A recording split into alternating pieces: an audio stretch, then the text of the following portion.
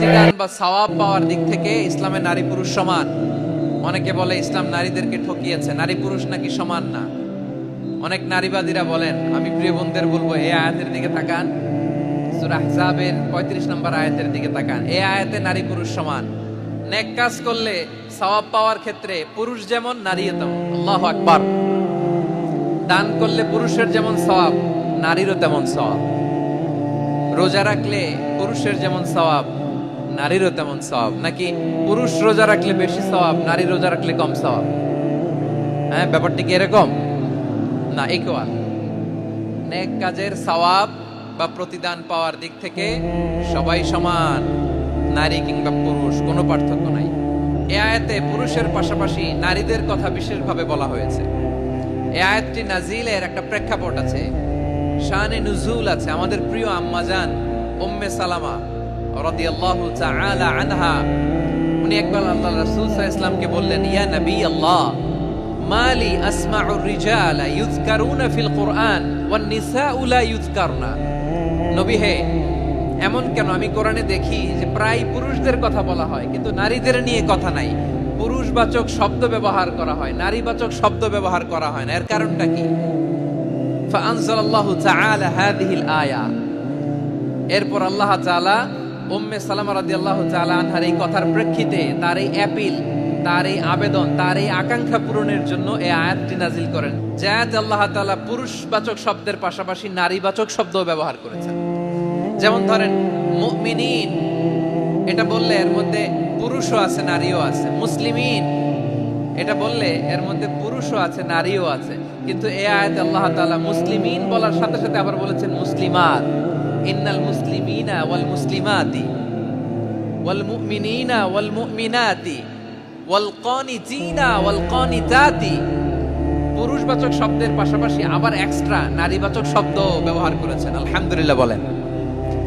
প্যান্ডেলে যে সমস্ত আমার বোনেরা নারীরা আছেন, আপনাদের খুব খুশি হওয়ার কথা যে উম্মে সালামা রাদিয়াল্লাহু তাআলা আনহা, আমাদের আম্মাজান বিষ্ণু ইসা ইসলামের প্রিয়তমা স্ত্রী, তিনি তো আপনাদেরই প্রতিনিধি, আপনাদের রিপ্রেজেন্টেটিভ হয়ে তিনি বলেছিলেন, শুধু পুরুষবাচক শব্দ কেন, নারীদের কথা কই। আল্লাহ তাআলা নারীদেরকে খুশি করবার জন্য তাদের এই আবেদনের প্রেক্ষিতে প্রতিটি শব্দ পুরুষবাচক শব্দ ব্যবহারের পাশাপাশি নারীবাচক শব্দ ব্যবহার করেছেন। আওয়াজ করে পড়েন আল্লাহু আকবার।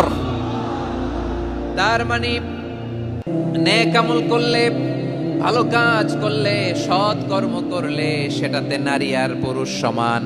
পুরুষ ইবাদত করলে যেই সওয়াব, নারীরা করলেও সেই সওয়াব। পড়েন সুবহানাল্লাহ। That means women has been given extra attention in this verse. Subhanallah. How sensible Islam is and how lucky we are. নারীদের প্রতিনিধি উম্মে সালামা বলার সাথে সাথে তাদেরকে খুশি করার জন্য আল্লাহ পুরুষবাচক শব্দের পাশাপাশি নারীবাচক শব্দ দিয়ে একটা গোটা আয়াত নাজিল করেছেন। পড়েন সুবহানাল্লাহ। তাহলে আসুন আমরা দেখি কোন 10টি বৈশিষ্ট্য আল্লাহ তাআলা এখানে উল্লেখ করলেন যাদেরকে আল্লাহ তাআলা পছন্দ করেন। আমার সাথে বলেন তো, এখানে কয়টা বৈশিষ্ট্যের কথা বলা হয়েছে? কয়টা? যে 10টি বৈশিষ্ট্য আল্লাহ তাআলা পছন্দ করেন যে ইমানদার বান্দাদের মধ্যে থাক, তার এক নাম্বার হচ্ছে আল্লাহ তাআলা বলছেন, ইন্নাল মুসলিমিনা ওয়াল মুসলিমাতি। নিশ্চয়ই মুসলিম পুরুষ এবং নারী, নিশ্চয়ই মুসলিম পুরুষ এবং নারীকে আল্লাহ পছন্দ করেন। আমরা মুসলিমরা সবাই এখানে মুসলিমিন ওয়াল মুসলিমাত, মুসলিম পুরুষ এবং নারীকে আল্লাহ পছন্দ করেন। ইসলাম মানে হচ্ছে আত্মসমর্পণ করা, সারেন্ডার করা। ইসলাম মানে সারেন্ডার করা কার সামনে? আল্লাহর ইচ্ছার সামনে, আল্লাহর আদেশের সামনে, আল্লাহর আইনের সামনে আত্মসমর্পণের, সারেন্ডারের নামই হচ্ছে ইসলাম। চিল্লায় বলেন ঠিক কি না? কেউ যখন নিজেকে মুসলিম বলে দাবি করে, তখন আল্লাহর কোন বিধান আসলে, আল্লাহর কোন আইন তার সামনে আসলে সেটা মানবো কি মানবো না এমন কথা বলার তার সুযোগ নাই। আয়াতের পরে আল্লাহ বলছেন, ওয়ামা কানা লি মুমিনিন ওয়ালা মুমিনাতিন ইযা কাদাল্লাহু ওয়া রাসূলুহু আমরান আন ইয়াকুনা লাহুমুল খিয়ারাতু মিন আমরিহিম। আল্লাহর পক্ষ থেকে কোন বিশ্বাসী নারী পুরুষের সামনে যখন কোনো বিধান আসে, কোনো আইন আসে, তখন সে আইন সে মানবে না এমন কোনো অপশন তার নাই। মানলেও হবে, না মানলেও হবে এমন কোনো অপশন আছে নাকি বলেন? এমন কোনো অপশন নাই। আল্লাহর আদেশ আসার সাথে সাথেই সেটার সামনে আমরা সারেন্ডার। আল্লাহর কথা আসলেই সারেন্ডার। এখানে আমার কথা চলবে? প্রিয় ময়মনসিংহবাসী, আওয়াজ করে বলেন, আল্লাহর আদেশের সামনে আমার নিজের কোনো ইচ্ছা আছে? যারা আল্লাহর আদেশের সামনে নিজেকে সঁপে দেয়, যারা আল্লাহর আদেশের সামনে নিজের ইচ্ছাকে বিসর্জন দেয়, যারা আল্লাহর বিধানের সামনে নিজের কথা, খায়েশ সবকিছুকে স্যাক্রিফাইস করে, তারাই হচ্ছে মুসলিম। এজন্য আল্লাহ বলেন, আমার প্রিয় বান্দাদের প্রথম বৈশিষ্ট্য তারা হচ্ছে ইন্নাল মুসলিমিনা ওয়াল মুসলিমাতি, তারা আমার বিধানের সামনে আত্মসমর্পণ করে, আমার আইনের সামনে আত্মসমর্পণ করে, আমার কথার সামনে তারা কোনো কথা বলে না। কারণ গোটা দুনিয়ায় আকাশে কিংবা জমিনে যেখানেই যেটা থাক না, সব সারেন্ডার করেছে এক সত্তার সামনে। জোরে বলেন, তিনি কে? রব্বুল আলামিন বলেন, ওয়ালাহু আসলামা মান ফিস সামাওয়াতি ওয়াল আরদি তাওআন ওয়া কারহা ওয়া ইলাইহি ইউরজাউন। আকাশ কিংবা জমিনে যেখানেই যেটা থাক না, সব কিছু সারেন্ডার করেছে একজনের সামনে। আওয়াজ করে বলতে হবে, তিনি কে? সব আল্লাহর সামনে সারেন্ডার করে। সারেন্ডার। আমরাও আল্লাহর ইচ্ছার সামনে সারেন্ডার। আল্লাহর কোনো বিধান দিয়ে যদি কেউ কোনো নসিহত করে, আপনি শুনবেন না? না রেগে যাবেন? আল্লাহর আইন দিয়ে যদি আপনাকে আদেশ করা হয়, উপদেশ দেয়া হয়, আপনি শুনবেন না? নাকি রিঅ্যাক্ট করবেন? না, খবরদার, রিঅ্যাক্ট করা যাবে না। আল্লাহর বিধানের সামনে বিশ্বাসী বান্দার কোনো অপশন থাকে না, কথা থাকে না। ঠিক যেমন সাইয়েদনা ইব্রাহিম আলাইহিস সালাম আত্মসমর্পণ করেছেন। আল্লাহ তাআলা বলেন, ইয ক্বালা লাহু রাব্বুহু আসলিম ক্বালা আসলামতু লিরাব্বিল আলামিন। যখন আল্লাহ সাইয়েদনা ইব্রাহিম আলাইহিস সালামকে বললেন, ও ইব্রাহিম, ইসলাম ধর্ম গ্রহণ করো, আত্মসমর্পণ করো, সারেন্ডার করো, আল্লাহর খলিল ইব্রাহিম আলাইহিস সালাম কোনো কথা চিন্তা না করে, ডানে বায়ে না তাকিয়ে, কোনো কিছু না ভেবে মুহূর্তেই বলে, আসলামতু লিরাব্বিল আলামিন। গোটা বিশ্বের রব আল্লাহর সামনে আমি ইসলাম ধর্ম গ্রহণ করলাম, সারেন্ডার করলাম। সুবহানাল্লাহ বলে। আল্লাহ বলতে দেরি, সারেন্ডার করতে দেরি নাই। এভাবে নিজেকে আল্লাহর সামনে সঁপে দিতে হবে। আবার সাইয়েদনা ইউসুফ আলাইহিস সালাম বললেন, তাওয়াফফানি মুসলিমান ওয়া আলহিকনি বিস-সালিহিন। ও আল্লাহ, মুসলিম হিসেবে তুমি আমাকে মৃত্যু দাও, আর নেককারদের সাথে তুমি একত্রিত হওয়ার তৌফিক দাও। তাহলে আত্মসমর্পণকারী হিসেবে আমরা বাঁচতেও চাই, মরতেও চাই, ঠিক কিনা বলেন? তাহলে 10টা বৈশিষ্ট্যের প্রথম বৈশিষ্ট্য হচ্ছে আমরা আল্লাহর সামনে সারেন্ডার করব। আল্লাহর আদেশের সামনে আমার কোনো অপশন নাই যে আমি এটা চয়েস করলেও পারি, না করলেও পারি, মানলেও পারি, না মানলেও পারি, এরকম অপশন ইখতিয়ার কি আল্লাহ আমাকে দিয়েছে? না। সারেন্ডার। আল্লাহ তুমি যা বলেছো, আমান্না আমান্না আতা'না আমান্না আসলামনা, আল্লাহ মেনে নিলাম, শুনলাম, পালন করলাম। এটাই হচ্ছে মুসলিমের বৈশিষ্ট্য। এই দুনিয়াতে সব নবীরা মুসলিম ছিলেন। সব নবীরা সাইয়েদনা ইব্রাহিম আলাইহিস সালামের মতো, ইউসুফ আলাইহিস সালামের মতো আল্লাহর আদেশের সামনে আত্মসমর্পণ করেছেন। আল্লাহর সামনে নিজেকে সঁপে দিলেই সম্মান, আল্লাহর সামনে আত্মসমর্পণ করলেই ইজ্জত। ইসলামকে রেখে দিয়ে অন্য কোথাও ইজ্জত খুঁজলে আমাদেরকে বেইজ্জতি করে ছাড়বেন কে?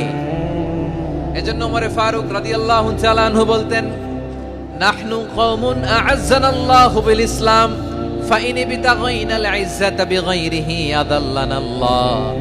আমরা এমন জাতি, যে জাতিকে আল্লাহ তাআলা ইসলামের মাধ্যমে সম্মানিত করেছেন।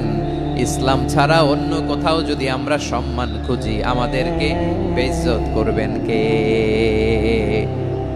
আমাদের সম্মান ইসলামে। ইসলাম সময়ের অপরিহার্য বাস্তবতা, অপরিহার্য বাস্তবতা। স্যামুয়েল হ্যান্টিংটন একটা বই লিখে গোটা বিশ্ব কাঁপিয়েছেন, দ্য ক্ল্যাশেস অফ সিভিলাইজেশন, সভ্যতার সংঘাত। বিভিন্ন সভ্যতার উত্থান এই পৃথিবীতে ঘটেছে, আবার পতন হয়েছে। এই পৃথিবীতে এসেছে আর্য সভ্যতা, বৈদিক সভ্যতা, মেসোপটেমীয় সভ্যতা, মহেঞ্জোদারো সভ্যতা, সিন্ধু সভ্যতা, অনেক সভ্যতা। এখন চলতেছে পাশ্চাত্যের ডমিনেশন, তারা এখন সুপার পাওয়ার। স্যামুয়েল হান্টিংটন বলে এক সভ্যতা এক সুপার পাওয়ার বেশি দিন প্রভাব খাটাতে পারে না। এই পাশ্চাত্যের এই সভ্যতারও একদিন কবর রচিত হবে, এটাও একদিন নিচে নামতে বাধ্য হবে। এরপরে এমন এক সভ্যতা দাঁড়াবে যে সভ্যতার পতাকার মধ্যে থাকবে লেখা লা ইলাহা ইল্লাল্লাহ। ওই সভ্যতার পতন পৃথিবীর কেউ করতে পারবে না। চিল্লায় বলেন ঠিক কিনা? সেটাই হচ্ছে ইসলাম।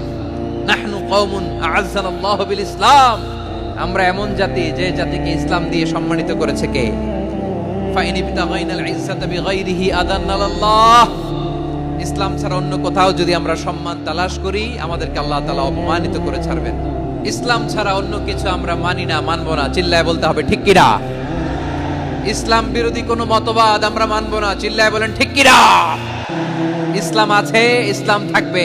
যারা ইসলামকে মাটির নিচে গেড়ে ফেলতে চায়, ওরা জানে না ইসলামের ধর্ম কি। ইসলাম চারা বীজের মতো, ইসলামকে জমিনের ভিতরে গেড়ে দিতে চাইলে এটা শাখা প্রশাখা নিয়ে আসমানের দিকে উপরের দিকে উঠে যায়। চিল্লায় বলেন ঠিক কিনা?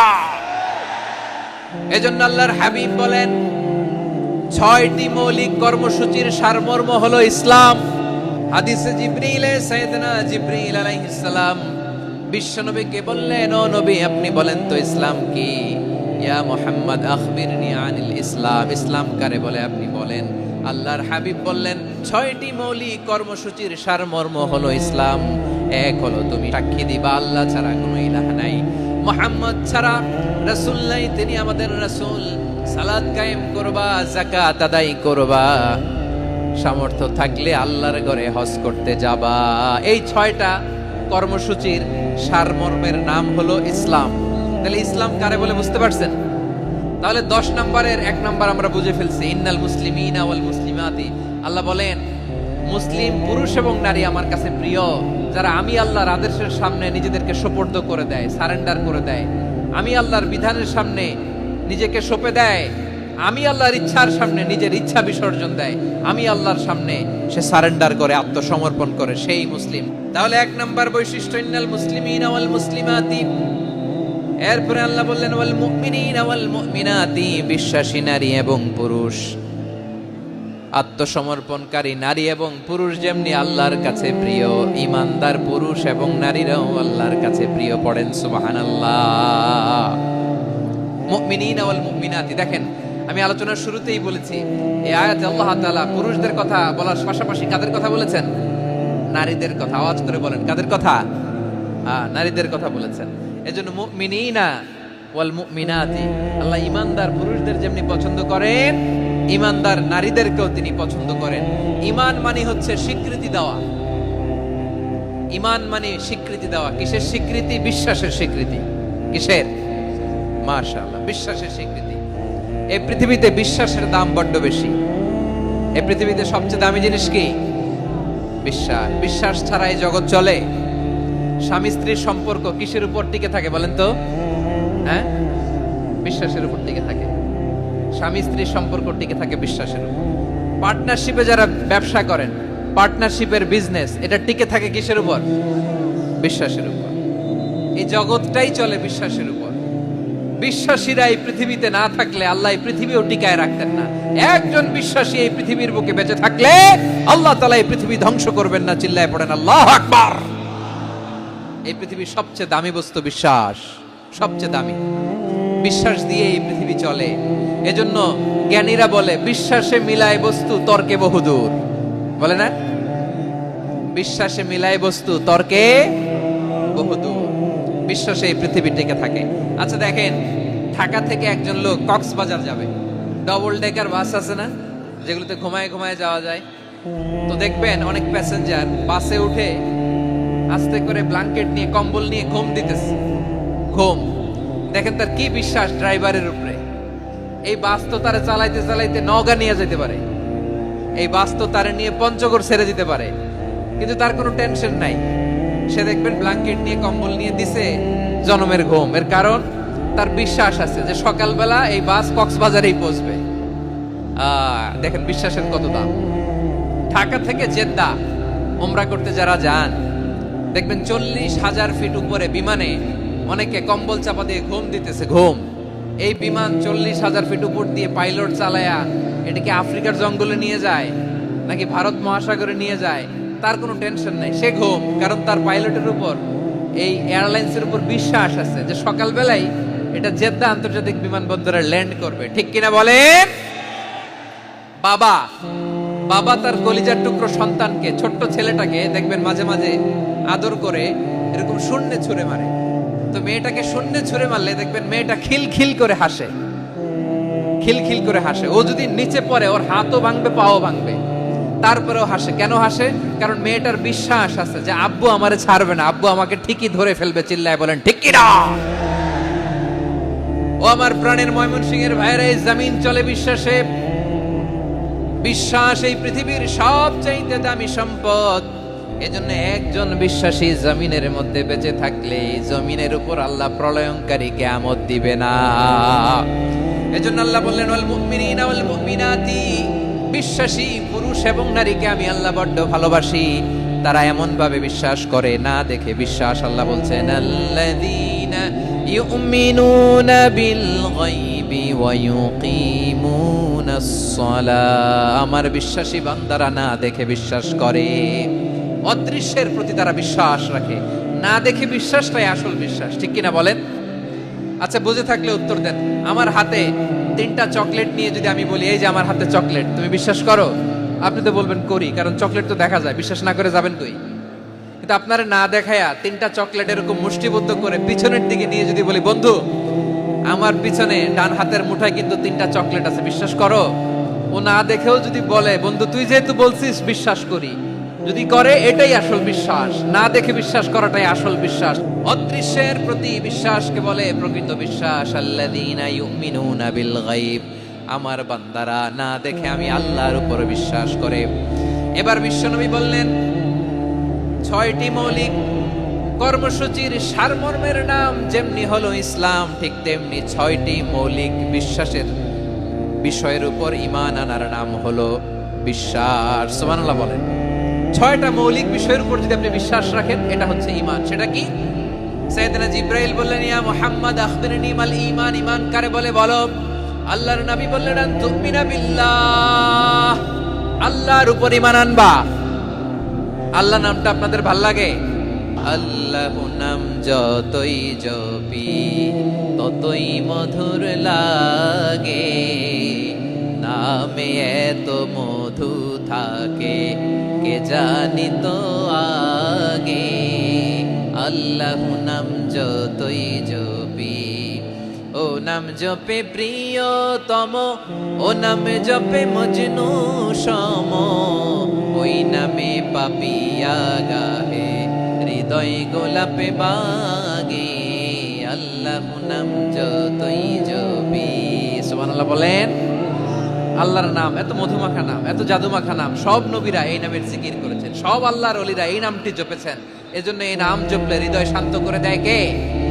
বিশ্বনবী বললেন ঈমান মানে আন তুমিনা বিল্লাহ, আল্লাহর উপর ঈমান আনবা, ওয়া মালাইকাতিহি ফেরেশতাদের উপর ঈমান আনবা, ওয়া কুতুবিহি আল্লাহর পাঠানো কিতাবের উপর ঈমান আনবা, ওয়া রুসুলিহি রাসূলের উপর ঈমান আনবা, ওয়াল ইয়াউমিল আখিরি শেষ বিচারের প্রতি ঈমান আনবা, ওয়া তুমিনা বিল কদরি খাইরিহি ওয়া শাররিহি আল্লাহর দেয়া তাকদীরের উপর ঈমান আনবা। ঠিক কিনা বলেন? তাহলে এই 6টা মৌলিক বিষয়ের উপর বিশ্বাসকে বলে ঈমান। আল্লাহ ওই ঈমানদারদেরকে পছন্দ করে যাদের ঈমান এরকম মজবুত। আল্লাহ বললেন ওয়াল মুমিনিনা ওয়াল মুমিনাতি, ঈমানদার পুরুষ এবং নারীরাও আমার কাছে বড্ড প্রিয়। তাহলে আমার প্রিয় ভাইরা, ইসলাম যেমনি বুঝেছেন সারেন্ডার, ঈমান মানে হচ্ছে বিশ্বাস, বিশ্বাসের স্বীকৃতি। এই বিশ্বাস না থাকলে ওই মানুষের কোনো দাম নাই। ঈমান ছাড়া নেক আমলের কোনো দাম নাই। ঈমান হলো সংখ্যার মতো, নেক আমল হলো শূন্যের মতো। ঈমান কিসের মতো?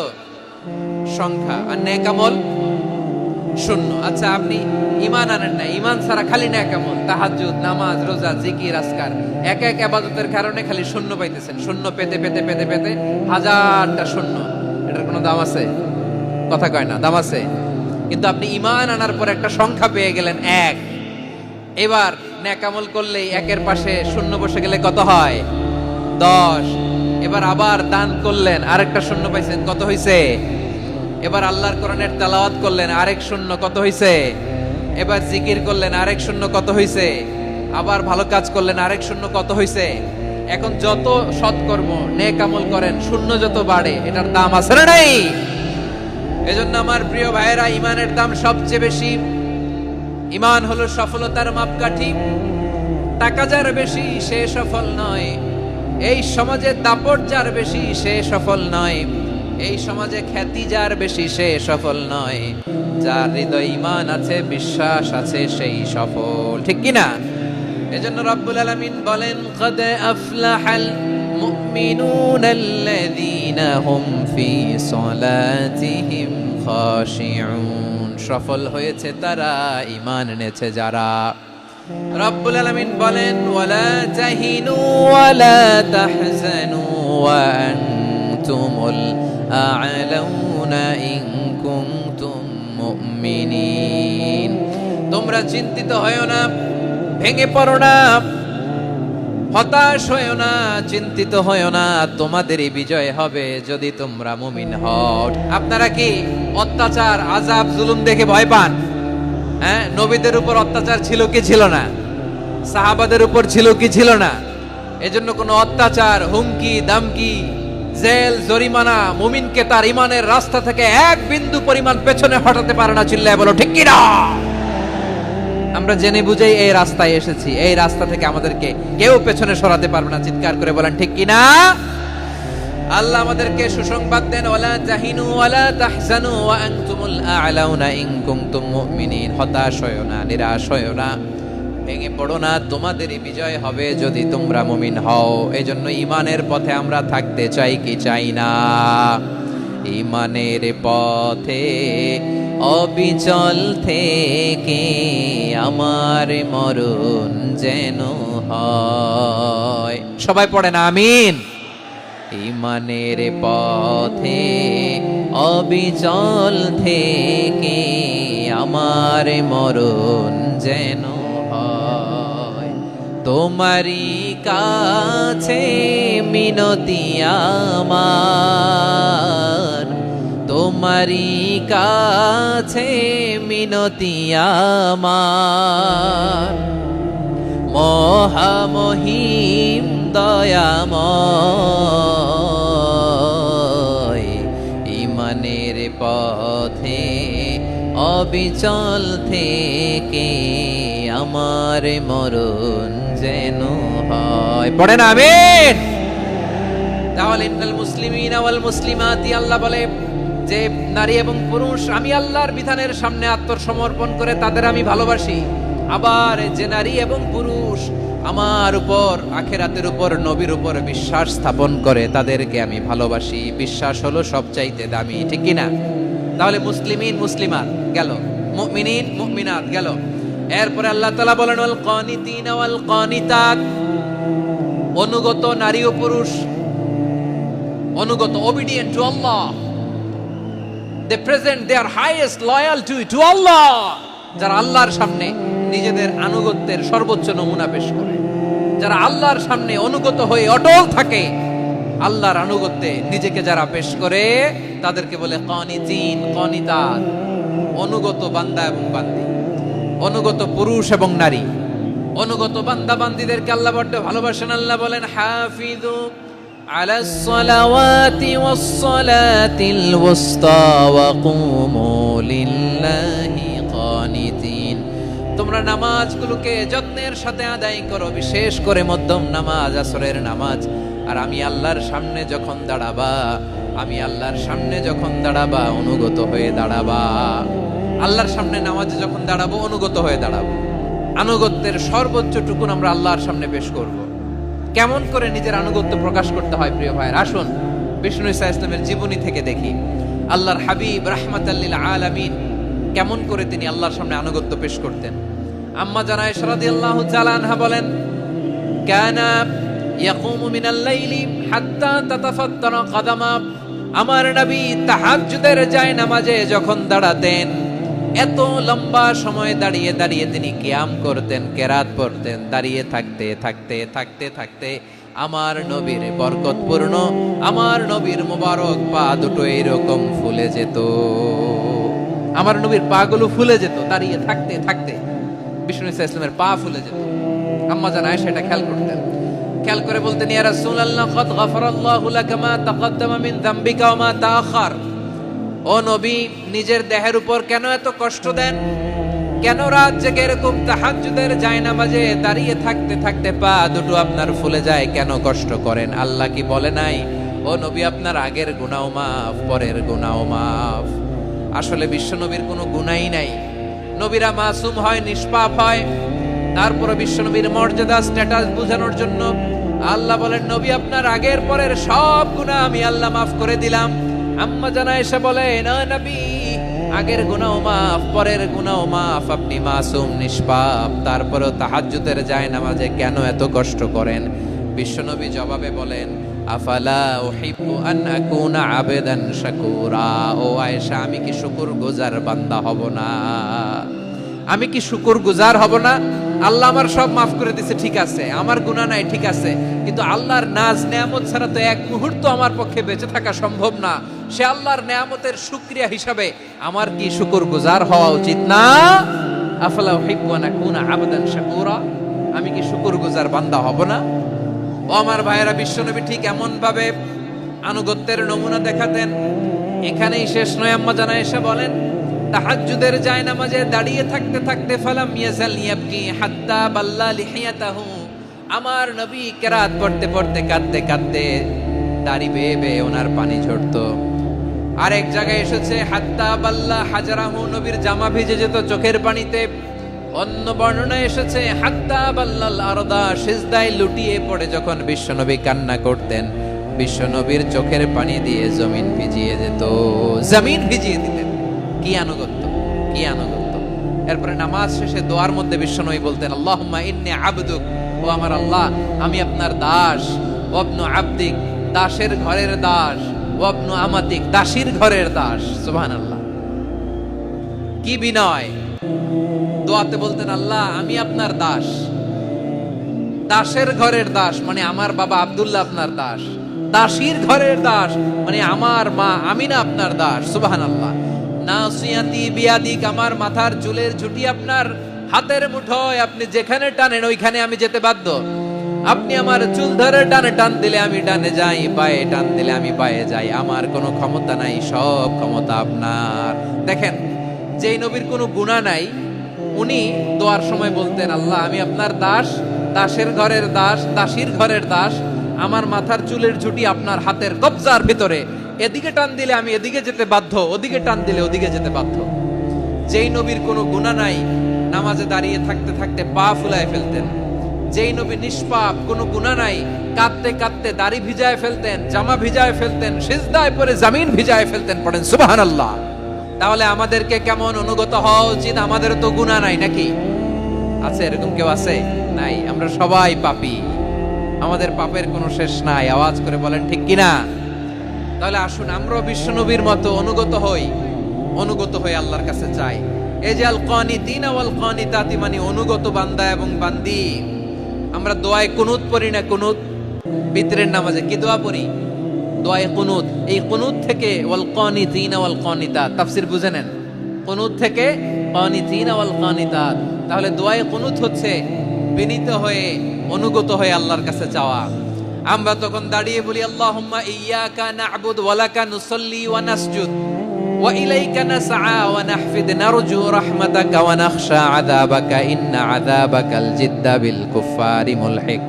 আল্লাহ আপনার কাছে চাই, আপনার কাছে প্রার্থনা করি, আপনার আযাবকে ভয় করি, আপনি ছাড়া আমাদের বাঁচাবার কেউ নাই। কুনুতের মধ্যে আমরা এই দোয়া করি কি করি না? অনুগত হয়ে এই দোয়া করি। যারা রমজানের শেষ দশকে মক্কা শরীফে থেকেছেন, তারা শেখ আব্দুর রহমান সুদাইসের কুনুত পেয়েছেন। যারা পেয়েছেন অথবা কেউ টিভিতে ভিডিওতে দেখেছেন, শেখ আব্দুর রহমান সুদাইস 27-এর আলোচনায় 45 মিনিট থেকে 1 ঘন্টা দোয়ায় কুনুত পড়ে। আল্লাহুম্মা হদিনা ফিমান হাদাইত ওয়া আফিনা ফিমান আফাইত ওয়া তাওয়াল্লানা ফিমান তাওয়াল্লাইত ওয়া বারিক লানা ফিমা আ'তাইত ওয়া কিনা ওয়াসরিফ আন্না বিরহমাতিকা শাররা মা কাদাইত ফাইন্নাকা তাকদি বিল হাক্কি ওয়া লা ইয়াকদা আলাইক।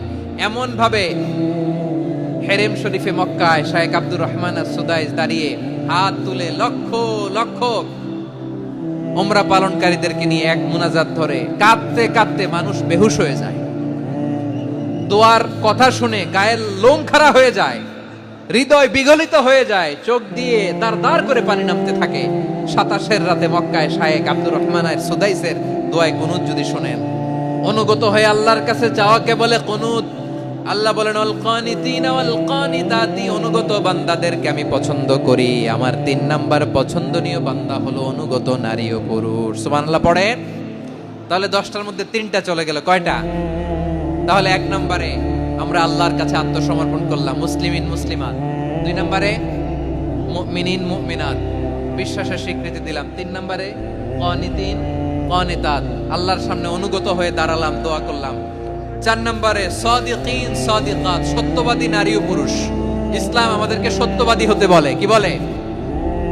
সত্যবাদী হতে বলে, মিথ্যা বলতে নিষেধ করে। কারণ মিথ্যা সবচেয়ে বড় পাপ, সব পাপের বাপ, সব পাপের বড় পাপ হচ্ছে মিথ্যা। একটা মিথ্যা বললে ওইটারে ঢাকতে আরো 10টা মিথ্যা বলা লাগে, ওইটারে গোজামিল দিতে আরো 30টা মিথ্যা বলা লাগে, কি লাগে না? আর কোনোদিন মিথ্যা বলবেন? মিথ্যার সাথে আমাদের সম্পর্ক নাই। আওয়াজ করে বলেন, মিথ্যার সাথে আমাদের সম্পর্ক নাই।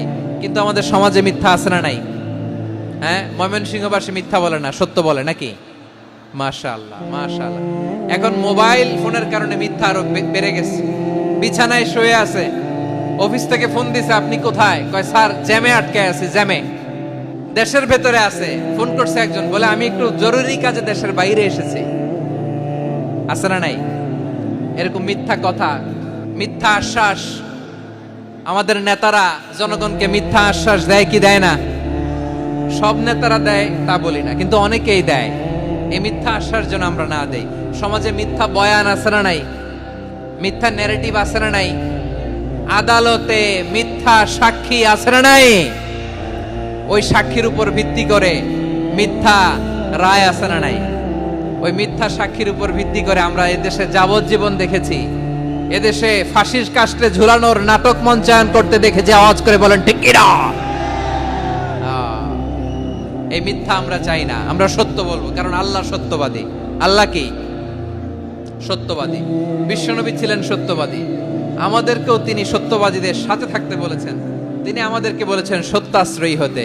রব্বুল আলামিন বলেন, ওমান আসদাকু মিনাল্লাহি হাদিসা, আল্লাহর চাইতে সত্যবাদী আর কেউ আছে নাকি বলেন? আল্লাহর চাইতে বেশি সত্যবাদী কেউ আছে? নাই, নাই। আবার বিশ্বনবীকে আল্লাহ বলেন, কুল সাদাকাল্লাহ, ও নবী আপনি বলেন আল্লাহ সত্য বলেছেন। সাদাকাল্লাহ মানে সত্য বলেছেন, আল্লাহ সত্য বলেছেন। এই আদেশটি আল্লাহ তাআলা বিশ্বনবীকে দিয়ে বললেন, কুল সাদাকাল্লাহ, ও নবী আপনি বলে দেন আল্লাহ সত্য বলেছেন। এই জন্য আল্লাহর বাণী তেলাওয়াত করার পরে কারি সাহেবরা দেখবেন পড়ে সাদাকাল্লাহুল আযীম।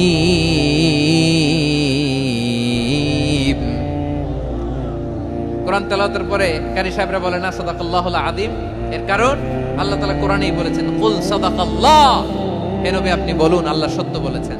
এজন্য আল্লাহর বাণী তেলাওয়াতের পরে কারীরা বলে সাদাকাল্লাহুল আযীম, মহান আল্লাহ তাআলা তিনি সত্য বলেছেন। এটা বলা আবশ্যক না, সুন্নাতও না, এটা জায়েজ, চাইলে বলা যায়। তার মানে আল্লাহ তাআলা সত্যবাদী, আমার নবীও ছিলেন সত্যবাদী, আল্লাহর হাবিব ছিলেন as-সাদিকাল আমিন, সত্যবাদী আমানতদার। আমার নবীর চাইতে বেশি আমানতদার মক্কায় কেউ ছিল না, আল্লাহর হাবিবের চাইতে বেশি আমানতদার কেউ ছিল না, তার চাইতে সত্যবাদী কেউ ছিল না। আমার নবী ওনার গোটা জিন্দেগিতে একটা মিথ্যাও বলে নাই। সুবহানাল্লাহ পড়েন। আল্লাহর হাবিব রাহমাতাল লিল আলামিন উনি জিন্দেগিতে কখনো একটা মিথ্যা বলেছেন? না, বলেন নাই। যখন আকাশ থেকে আয়াত নাজিল হলো, আনজির আশিরাতাকাল আকরাবিন, ও নবী আপনি নিকটাত্মীয়দের সতর্ক করেন, দাওয়াত দেন। আল্লাহর নবী সাফা পাহাড়ের চূড়ায় চলে গেলেন, ডাক দিলেন, সবাইরে বললেন, ও আমার জ্ঞাতি গোষ্ঠীর লোকেরা, আমি যদি বলি এই পাহাড়ের পেছনে একদল ঘোর সওয়ার তোমাদের উপর আক্রমণ করবার জন্য, অ্যাটাক করার জন্য অপেক্ষা করছে, তোমরা আমার কথা বিশ্বাস করবে নাকি? এলাকার লোকেরা বলল, অবশ্যই বিশ্বাস করব। বিশ্বনবী বললেন, আমি যদি বলি পাহাড়ের পেছনে একদল ঘোর সওয়ার তোমাদেরকে অ্যাটাক করবে, বিশ্বাস করবা? আকুনতুম মুসাদ্দিকিয়া, এলাকার লোকেরা বলল অবশ্যই বিশ্বাস করব, কারণ মা জাররাবনা আলাইকা ইল্লা সিদকা, মুহাম্মদ আমরা জীবনে তো কোনোদিন তোমার মিথ্যা বলতে শুনি নাই, তো তুমি যাই বলবা তাই বিশ্বাস করব। We have never ever experienced a single lie from you, আমাদের জীবনে একটাও মিথ্যা কথা তোমার মুখ দিয়ে বলতে শুনি নাই। সুবহানাল্লাহ পড়েন।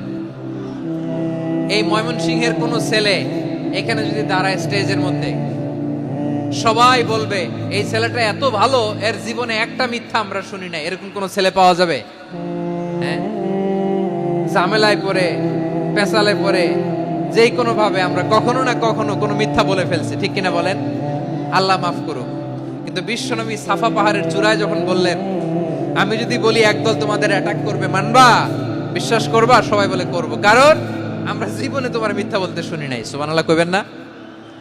পুরো এলাকাবাসী যদি এই কথাটা বলে, এই কথাটা একজন মানুষের জন্য কত বড় সার্টিফিকেট আপনি কল্পনা করতে পারেন? আমার নবী ওনার গোটা জিন্দেগিতে একটা মিথ্যা বলে নাই। আওয়াজ করে বলেন আল্লাহু আকবার। তার মানে আমার আল্লাহ সত্যবাদী, আমার নবীও ছিলেন সত্যবাদী, আমাদেরকেও তিনি সত্যবাদীদের সাথে মিশতে বলেছেন। রব্বুল আলামিন বলেন, ইয়া আইয়ুহাল্লাযীনা আমানু কুনু মা'আস সাদিকিন, ওহে বিশ্বাসীরা, মিথ্যাবাদীদের সাথে তোমরা মিশো না, সত্যবাদীদের সাথে থাকো। সুবহানাল্লাহ বলেন। এবার বলেন আমরা কাদের সাথে থাকবো? মিথ্যাবাদীদের সাথে না সত্যবাদী? আমরা বন্ধু বানাবো কাদের? মিথ্যাবাদীদের না সত্যবাদীদের? আমরা সাপোর্ট করব কাদের? মিথ্যাবাদীদের না সত্যবাদীদের? মনে থাকবে ইনশাআল্লাহ বলেন সবাই। আবার আল্লাহর হাবিব বলেন, আলাইকুম বিসসিদকি ফাইন্নাস সিদকা ইয়াহদি ইলাল বিররি ওয়া ইন্নাল বিররা ইয়াহদি ইলাল জান্নাহ। তোমাদের উচিত সত্যাশ্রয়ী হওয়া, কারণ সত্য মানুষকে পুণ্যের পথ দেখায় আর পুণ্য মানুষকে জান্নাতের পথ দেখায়। ওয়া ইয়াকুমুল কাযিবা, তোমাদের উচিত মিথ্যা থেকে বেঁচে থাকা।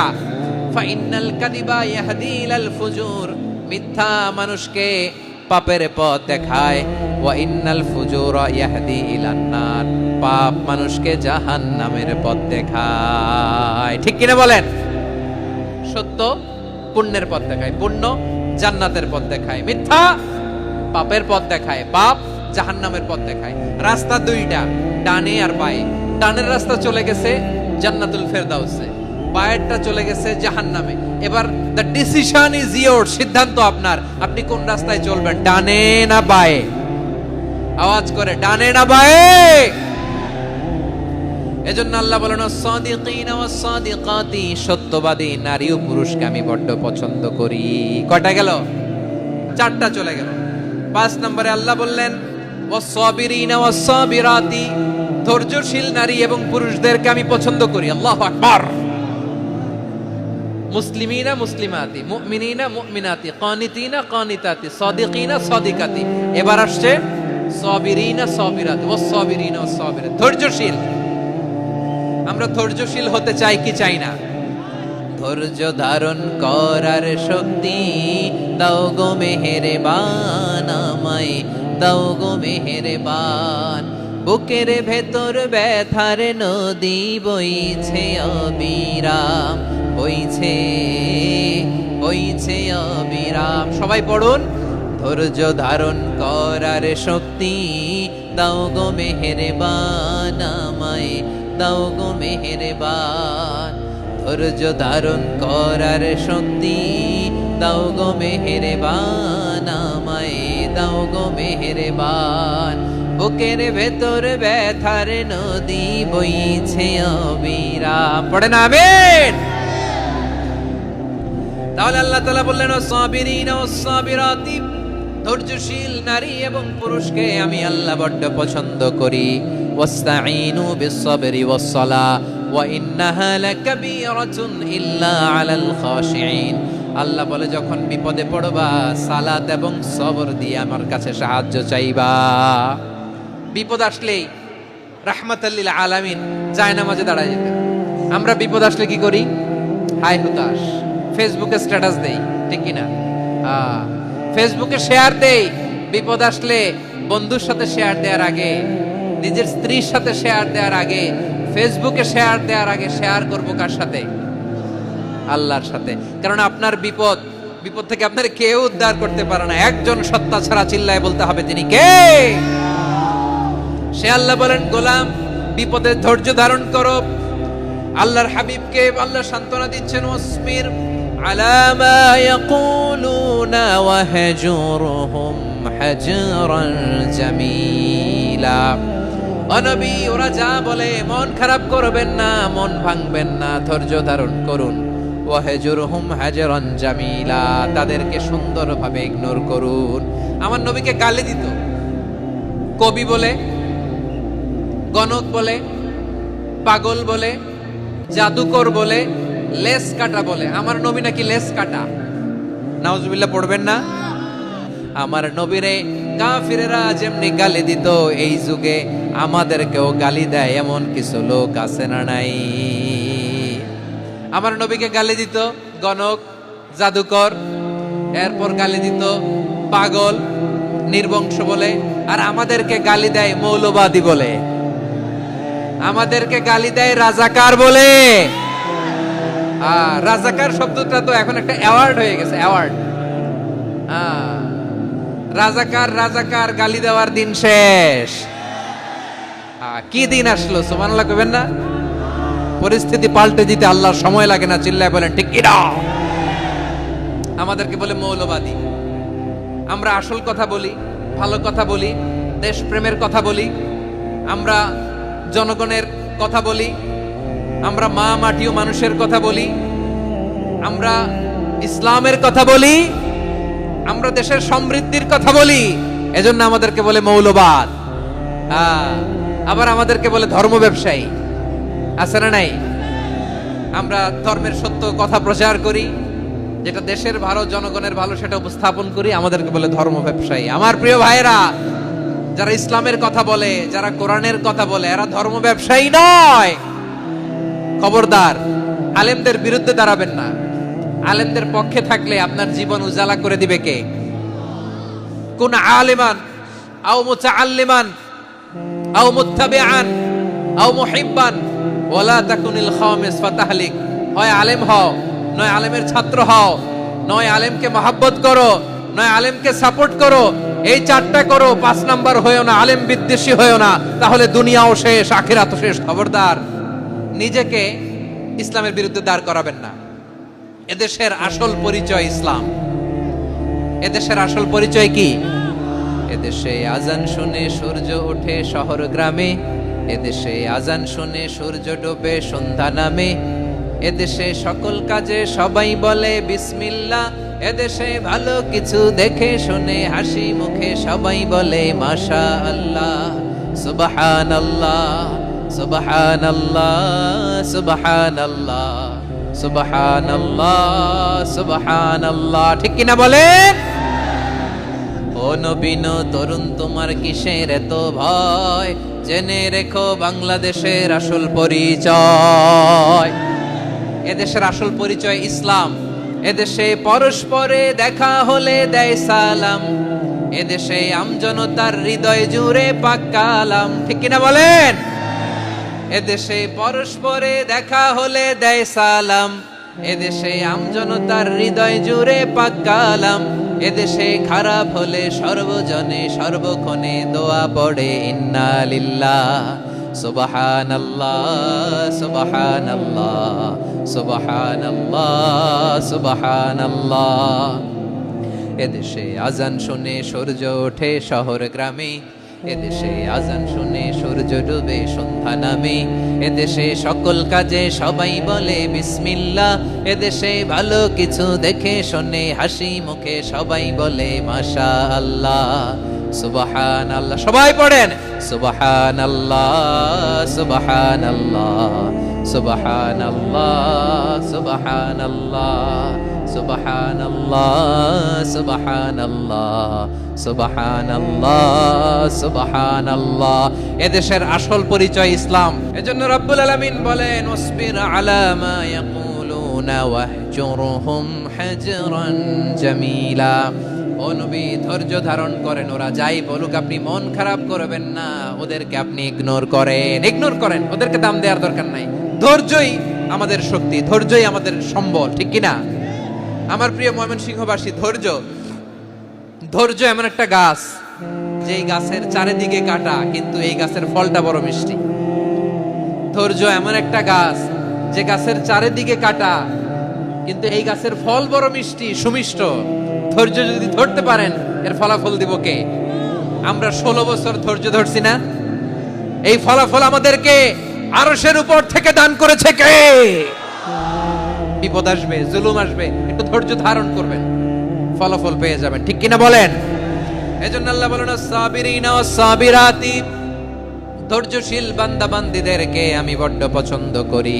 ওয়ালা নাবলুওয়ান্নাকুম বিশাইইম মিনাল খাউফি ওয়াল জু'i ওয়া নাকসিম মিনাল আমওয়ালি ওয়াল আনফুসি ওয়াস সামারাত ওয়া বাশশিরিস সাবিরিন।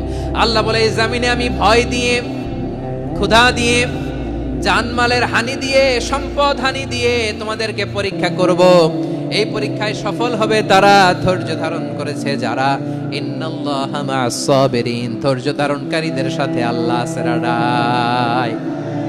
ধৈর্য ধরতে হবে। ধৈর্য এমন গাছ, যে গাছের চারিদিকে কাটা, ফলটা বড় মিষ্টি। বিশ্বনবী বলেন, আজাবান লি আমরিল মুমিন আন্না আমরাহু কুল্লাহু লাহু খাইর ওয়া লাইসা যালিকা ইল্লা লিল মুমিন ফাইন আসাবাতহু সাররাউ শাকারা ফাকানা খাইরাল্লাহ ওয়া ইন আসাবাতহু দাররাউ সাবারা ফাকানা খাইরাল্লাহ। বিশ্বনবী বলেন, এই যে ঈমানদারদের ব্যাপারটাই আলাদা, ব্যাপারটাই আলাদা। এটা ঈমানদার ছাড়া অন্য কেউ এই বরকত পায় না। কি বরকত?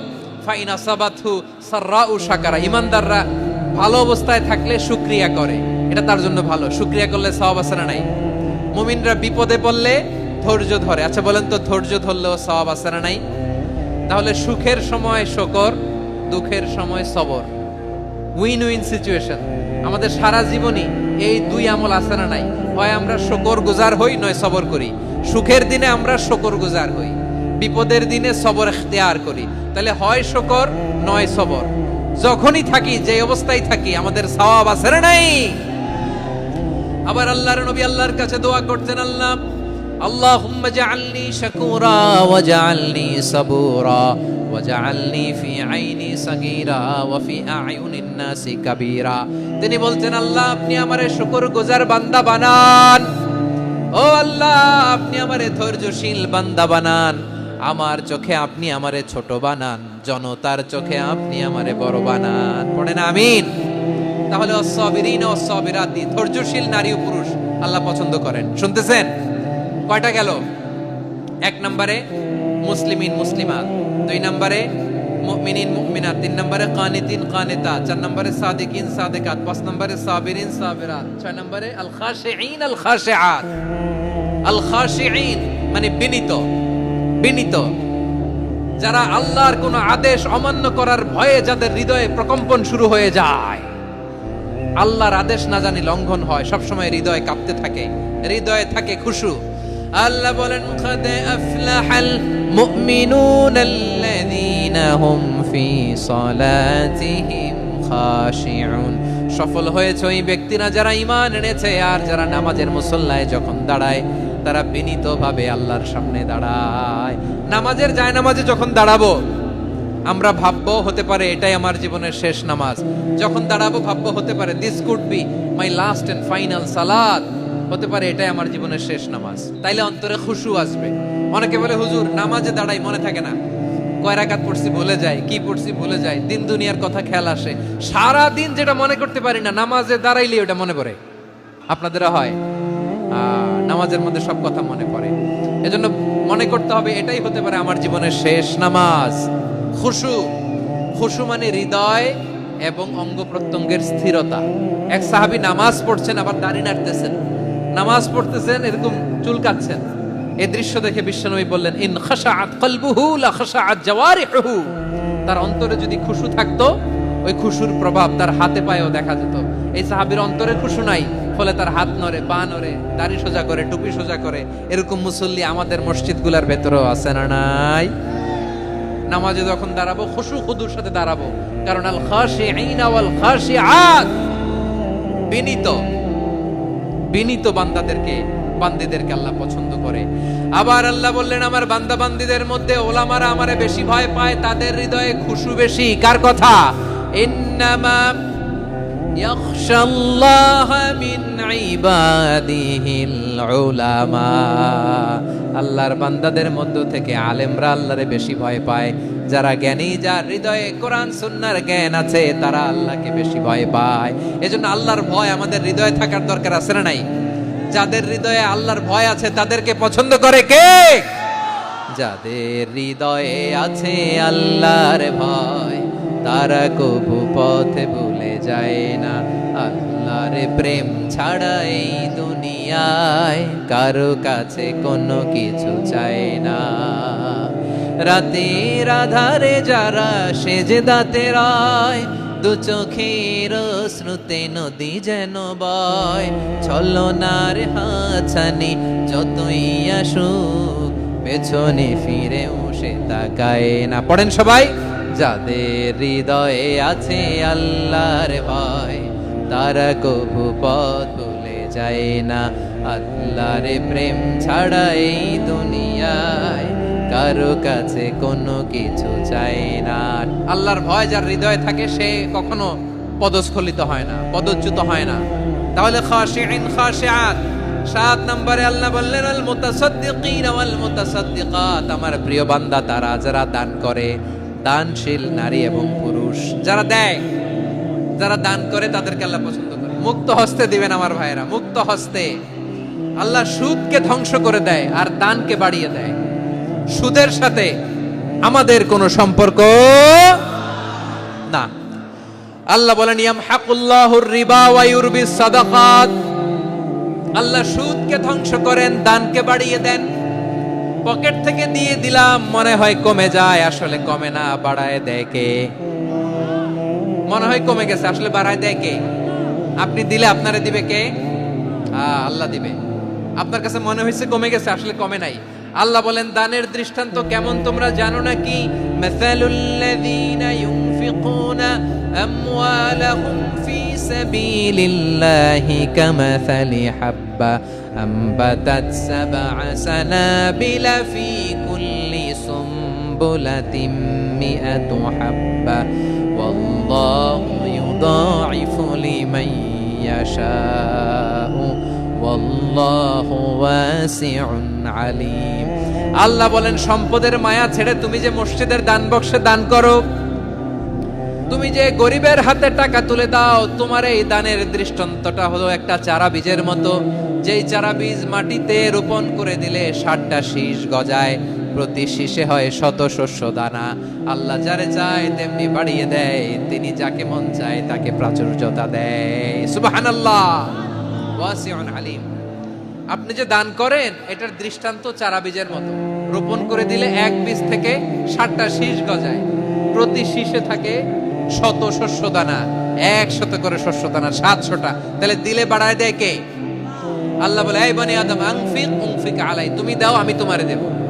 এখন আপনি না দিলে আল্লাহ আপনারে দিবে? বেলাল রাদিয়াল্লাহু তাআলা আনহু মদিনার সবচেয়ে গরীব সাহাবী, বিশ্বনবী বলেন আনফিক বেলাল, ও বেলাল তুমিও দাও।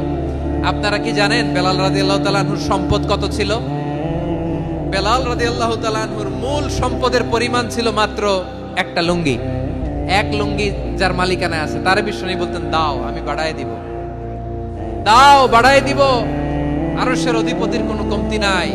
আল্লাহ বলেন তোমাদের গোটা পৃথিবীর সব মানুষের যার যেটা লাগে সব যদি দিয়ে দেয়, আমি আল্লাহর ধন ভান্ডারের 1 ইঞ্চিও কমবে না। চিল্লায় পড়েন আল্লাহু আকবার। এজন্য আল্লাহ বললেন মুতাসাদ্দিকিন ওয়াল মুতাসাদ্দিকাত, দানশীলদেরকে আমি ভালোবাসি। 60টা চলে গেল। 8 নম্বরে আল্লাহ বললেন ওয়াস-সাইমিন ওয়াস-সাইমাত, রোজাদারদেরকে ভালোবাসি। সিয়াম পালন করবেন, সিয়ামের সওয়াব আল্লাহ নিজ হাতে দেবেন। 8 নম্বরে রোজাদারদেরকে আল্লাহ ভালোবাসেন, রোজাদার নারী পুরুষ। 9 নম্বরে হাফিযিনা ফুরুজাহুম ওয়াল হাফিযাত, যারা লজ্জাস্থানের হেফাজত করে, দৃষ্টির হেফাজত করে, অসংলগ্ন জায়গায় দৃষ্টি দেন, আল্লাহ তাদেরকে পছন্দ করে। সব শেষে ওয়াযাকিরিনাল্লাহ কাসীরা ওয়াযাকিরাত, যারা সময় পেলেই আল্লাহর জিকির করে। এই 10টা বৈশিষ্ট্য আল্লাহ তাআলা বড় পছন্দ করেন। ইসলামের সব মৌলিক অনুষঙ্গ এখানে চলে এসেছে। আমরা যেন আল্লাহর আইনের সামনে আত্মসমর্পণ করতে পারি।